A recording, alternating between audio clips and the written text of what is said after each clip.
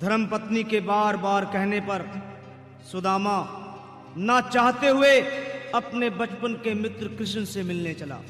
द्वारकाधीश के महलों के अंदर जाने का प्रयास किया तो द्वारपालों ने रोका। अरे ब्राह्मण, किधर को जा रहे हो? जानते भी हो यह मार्ग किधर जा रहा है? यह मार्ग द्वारकाधीश श्री कृष्ण के महलों को जाता है। हे विप्र, तुम यहाँ कहाँ भटक रहे हो? ए भाई, जानता हूँ ये मार्ग श्री कृष्ण के महलों को जाता है। मैं उनसे ही मिलने आया हूँ भाई।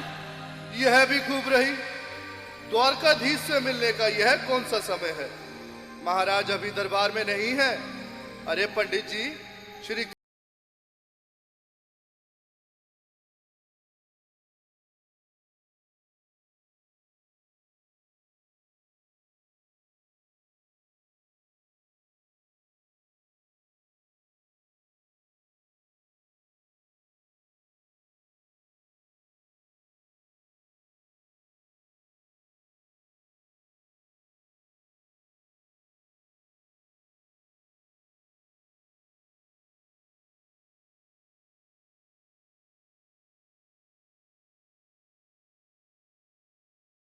तुम्हारे महल के करीब आ गया है, तुम्हारे महल के करीब आ गया है।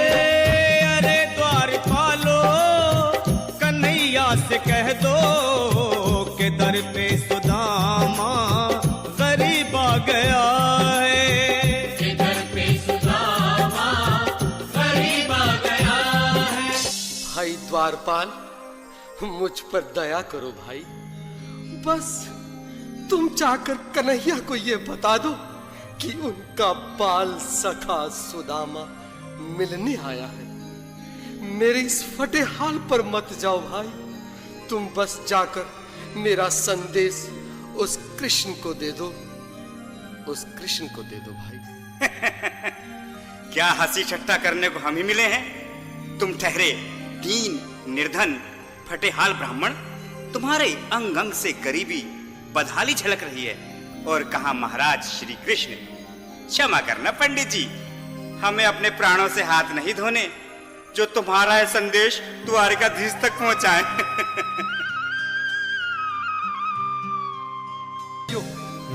अब मेरी भी सुन लो। जब तक मेरा संदेश उस द्वारकाधीश तक नहीं पहुंचाते, तब तक मैं यहीं बैठा हूं, चाहे मेरे भूख प्यास से प्राण ही क्यों न चले जाएं।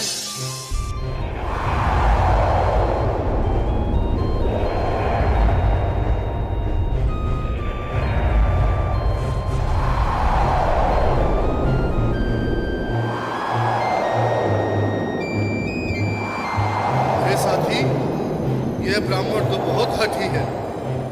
हाँ भैया, सुबह से शाम होने को है, पर ये यहाँ से जाने का नाम ही नहीं ले रहा। अरे देखो तो सही, इसकी देह कैसे कांप रही है। लगता है जैसे प्राण होठों पर अटके हैं। भगवान न करे अगर ब्राह्मण ने यही प्राण त्याग दिए तो। और अगर ये सच में द्वारकाधीश का मित्र हुआ तो क्या होगा भैया? सही कहते हो। अगर ब्राह्मण हत्या का पाप लग गया तो पीढ़ियां नरक भोगेंगी। अगर महाराज का मित्र हुआ तो मृत्यु दंड का भय है। अपनी आने वाली पीढ़ियों को नरक में डालने से तो ये संदेश पहुंचाना ही ज्यादा अच्छा है। क्यों ना महाराज का संदेश पहुंचा दें। ऐसे करो, तुम जाओ भैया। तुम जाओ भैया, तुम उम्र में बड़े ठहरे, मेरी बात को समझो, तुम ही जाओ। देखो भाई, मैं ठहरा बाल बच्चेदार परिवार वाला, मेरे बूढ़े माँ बाप हैं। तुम ठहरे कुंवारे अकेले। अच्छा, मैं ही जाता हूँ। बिल्कुल, थोड़ा थोड़ा रास्ता दे दे, बिल्कुल बीच में ही। मनोहर सिंह जी, आज फिर लीलाधारी के चेहरे पर मुस्कान है। लगता है जरूर कोई नई लीला रचने वाले हैं। द्वारकाधीश की जय हो। कहो द्वारपाल, इस समय कैसे आना हुआ?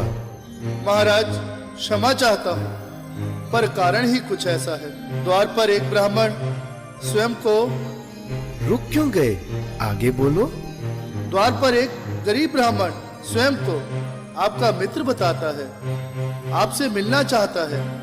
अपना नाम सुदामा बताता है। सुदामा?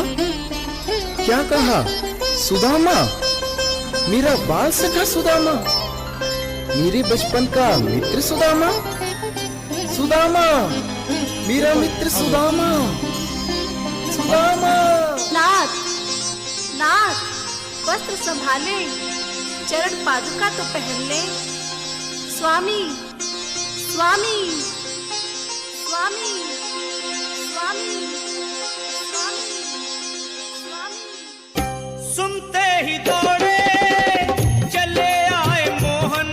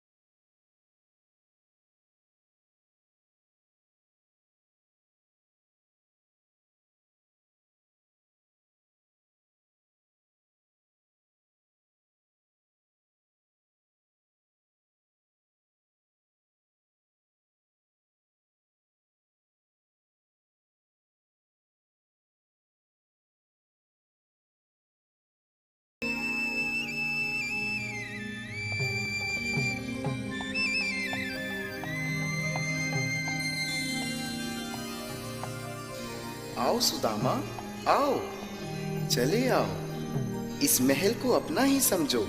मेरे बाल सखा, शर्माना कैसा? चले आओ। रुक्मणी, रुक्मणी, मेरे मित्र के स्वागत की तैयारी करो। घबराओ मत। सुदामा, सिंहासन पर बैठो। नहीं, नहीं, मैं आपके सिंहासन पर कभी नहीं महाराज। ये पाप मुझसे ना होगा। हे द्वारकाधीश, मैं निर्धन, बदनसीब, बक्का मारा तुझ ब्राह्मण आपके चरणों में बैठ सकूं तो मेरा सौभाग्य होगा। हे दीनानाथ, हे दीनानाथ, हे दीनानाथ। सुदामा, मुझे महाराज कहकर प्रताड़ित ना करो। मैं संसार के लिए द्वारकाधीश हूं, पर तुम्हारे लिए सिर्फ तुम्हारा बाल सखा हूं। मुझे बचपन की तरह कृष्ण, कन्हैया या मोहन कहकर पुकारो। महाराज,